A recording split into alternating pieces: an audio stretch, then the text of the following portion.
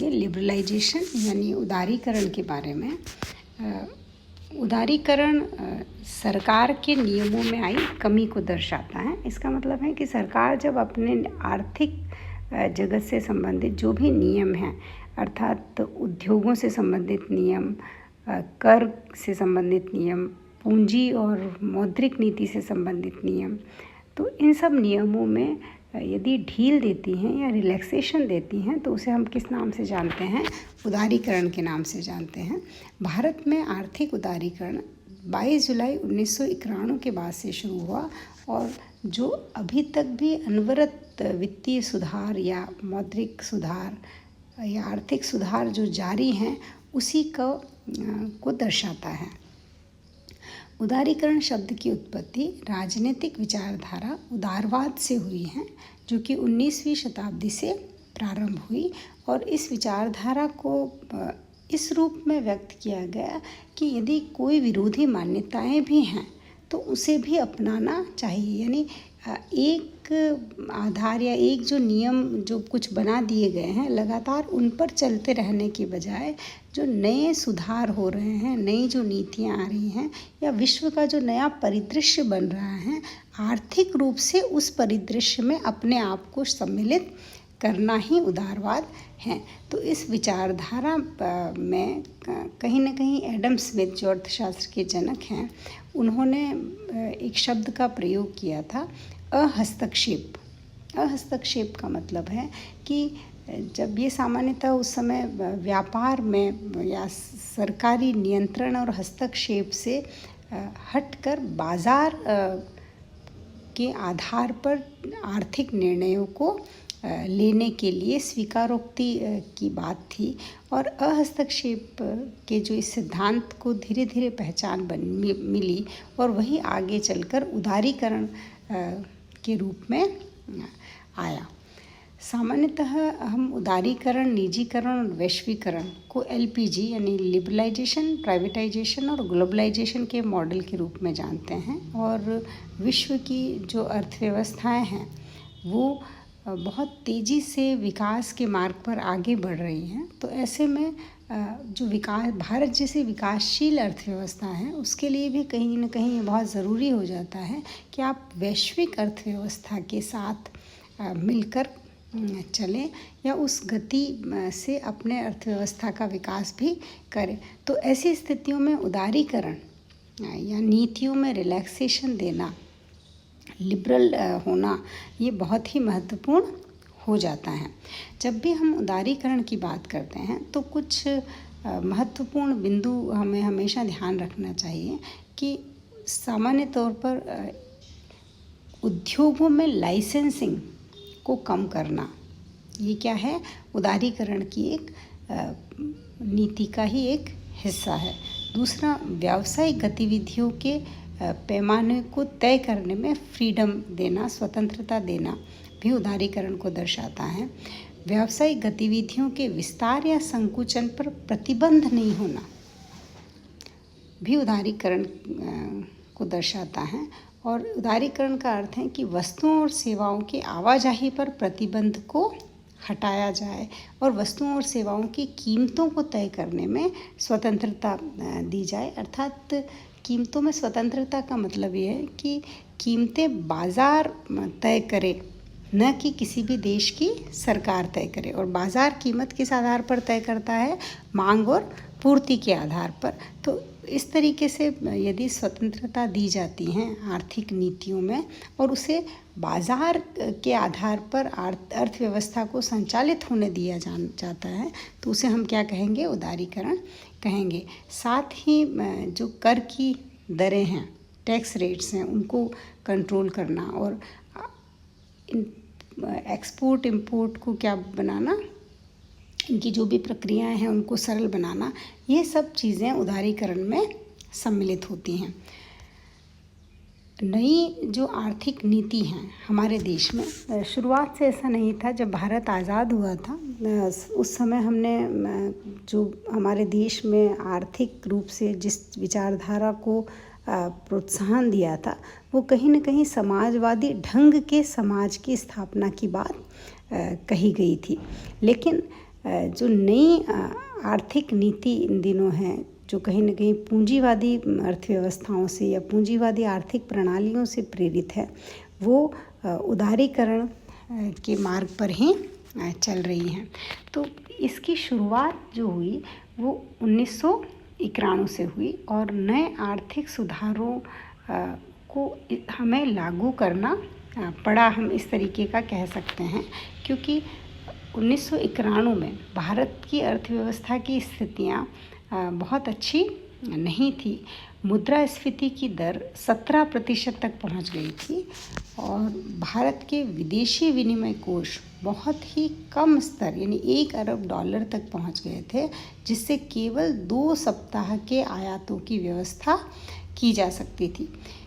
ये दोनों स्थितियां बहुत ही भारत की आर्थिक परिदृश्य को बहुत ही संकट की स्थितियों का दर्शाती हैं। साथ ही राजनीतिक अस्थिरता थी और बजट भी समय से नहीं उस समय पेश हो पाया था। और पूरे वैश्विक परिदृश्य पर अगर हम देखें तो समाजवादी शक्तियाँ, रशिया मेनली सोवियत संघ जो था, वो बाजारोन्मुख होने की प्रवृत्ति की ओर चल रहा था। तो पूरा वैश्विक परिदृश्य भी इस तरीके का था और भारत की अर्थव्यवस्था की स्थितियां भी बहुत अच्छी नहीं थी। तो ऐसे में भारतीय अर्थव्यवस्था में निवेशक जो भी थे उनका भरोसा नहीं रहा कहीं ना कहीं। तो ऐसे में मुद्रा कोष और विश्व बैंक के प्रेशर भारत पर बढ़ने लगे और परिस्थितियां कुछ इस तरीके की बनी कि भारत ने नई उदार आर्थिक नीतियों और आर्थिक सुधार के कार्यक्रमों को अपना लिया। मुद्रा कोष और विश्व बैंक के दबावों के चलते हुए जैसी परिस्थितियां बनी और जब नए सुधारों को अपनाया गया तो कहीं न कहीं भारतीय अर्थव्यवस्था या सरकारी जो तंत्र था उसने अपने आप को सीमित करके पूरी अर्थव्यवस्था को बाजारोन्मुख और प्रतिस्पर्धात्मक बनाने के लिए कई नई नीतियां बनाई। और जो नीतियां इसलिए बनाई गई उस सबको हम उदारीकरण की नीतियों के नाम से जानते हैं, समझते हैं। ऐसी स्थितियों में तब भारत की मुद्रा का भी अवमूल्यन हुआ, सरकारी व्यय में कटौतियां की जाने लगी, नियंत्रणों में ढील दी गई, संरक्षण का जो अप्रोच था व्यापार में तो उसे कंट्रोल किया गया, उसे कम किया गया। तो इस प्रकार की स्थितियां बनाकर आर्थिक उदारीकरण का परिदृश्य भारत में तैयार किया गया था। तो जब आर्थिक उदारीकरण का परिदृश्य तैयार किया गया तो ऐसे में वित्तीय और बैंकिंग संस्थाओं के निजीकरण और विनिवेश डिसइन्वेस्टमेंट किया गया ताकि जो सरकारी क्षेत्र थे उसकी जगह निजीकरण को प्रोत्साहन मिल सके। इसके साथ ही कर ढांचे में भी बहुत ही आमूलचूल परिवर्तन भी किए गए और इस प्रकार दीर्घकालीन और अल्पकालीन आर्थिक नीतियों में जो भी सुधार किए गए और उन सुधारों के चलते भारत की अर्थव्यवस्था बाजारोन्मुख हुई। यानी बाजारोन्मुख का बहुत सिंपल मतलब है कि मांग और पूर्ति से चीज़ें गवर्न होने लगी, सरकारी हस्तक्षेप, सरकारी नियंत्रण कम होने लगा। इसी को हम बाजारोन्मुख होना कहेंगे। जब इस तरीके के चेंजेस भारतीय अर्थव्यवस्था में आए और 1991 में उदारीकरण की नीतियों को अपनाया जाने लगा तो सबसे पहले जो सुधार हम लोग समझते हैं वो औद्योगिक क्षेत्र में किए गए।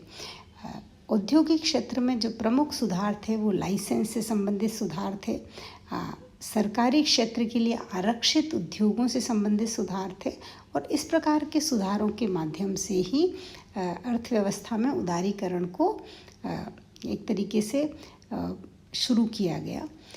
सबसे पहले औद्योगिक क्षेत्र में आर्थिक सुधार किए गए जिसमें कि लाइसेंसिंग केवल धीरे धीरे कम करके 5 उद्योगों के लिए और फिर आगे चल के और उससे कम कर दिया गया।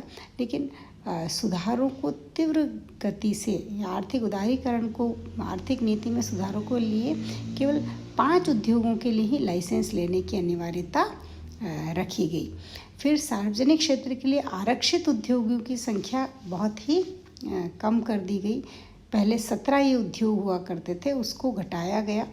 बहुराष्ट्रीय कंपनियों को कई उद्योगों में 51% से 100% तक के अंश पूंजी की छूट दी गई। यानी ये सबसे पहली बार हुआ कि जो MNCs थी वो 51% से ज़्यादा उद्योगों में अपनी जो पूंजी का हिस्सा है वो 51% से अधिक रख सकती थी। यानी एक तरीके से अब वो हमारे देश में प्रबंध में भी, अभी तक तो केवल निवेश वो कर दिया करती थी, लेकिन उसके बाद से उन्हें इस चीज़ की भी छूट मिल गई कि वो कंपनी अपने हमारे भारत देश में या आकर 51% से 100% तक की अंश पूंजी की लगाने की उन्हें छूट दी गई, जिससे उनका प्रबंधन में भी उनकी बहुत बड़ी भागीदारी सुनिश्चित हुई।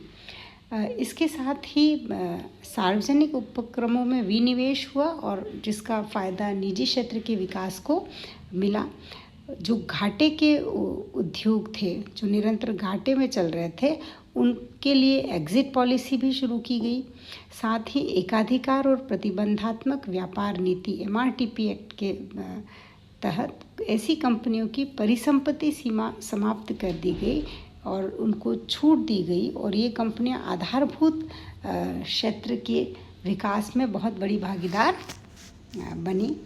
साथ ही अर्थव्यवस्था के आधारभूत क्षेत्रों में विदेशी पूंजी निवेश को बहुत ही उदार बनाया गया और जिसके चलते 1991 से 2005 तक की अवधि में काफ़ी विदेशी पूंजी निवेश के प्रस्ताव आए और जिसमें से 1,31,385 करोड़ रुपए के विदेशी पूंजी निवेश का प्रवाह हुआ। और इससे पूंजी की कमी से जो अर्थव्यवस्था में एक समस्या थी पूंजी की, वो काफ़ी हद तक उसमें राहत मिली। साथ ही आधारभूत ढांचे के विकास के लिए निजी क्षेत्र को ज़्यादा से ज़्यादा प्रोत्साहन दिया गया ताकि निजी क्षेत्र विद्युत, सड़क परिवहन, दूरसंचार, जहाज़रानी, हवाई अड्डा, वायु परिवहन आदि सब में उनको एंटर होने का अवसर मिला। साथ ही निर्यात, एक्सपोर्ट बढ़ाने के लिए भी यूनिट्स बनाए गए। राज्य सरकारों को भी कई सुधार और सुविधाएं प्रदान किए गए ताकि हर स्टेट औद्योगिक विकास के मार्ग को प्रशस्त कर सके। इसके साथ ही लघु उद्योगों की पूंजी सीमा में भी परिवर्तन किए गए। पहले वो पूंजी सीमा बढ़ाई गई, लेकिन बाद में चलकर आगे 99 के केंद्रीय मंत्रिमंडल ने इस पूंजी सीमा को 3 करोड़ से घटाकर 1 करोड़ तक कर दिया। तो और इसके साथ ही सार्वजनिक क्षेत्र के प्रतिष्ठानों को अधिक स्वायत्तता और उनकी सार्वभौमिकता में भी वृद्धि की गई। और साथ ही तेल की खोज और औद्योगिक पार्कों के आधारभूत संरचना का दर्जा दिया गया और इस तरीके से कई क्षेत्रों में, नए क्षेत्रों में विदेशी प्रत्यक्ष निवेश की अनुमति दी गई और उदारीकरण को एक तरीके से औद्योगिक क्षेत्र में उदारीकरण को प्रारंभ इस आधार पर किया गया। Thank you.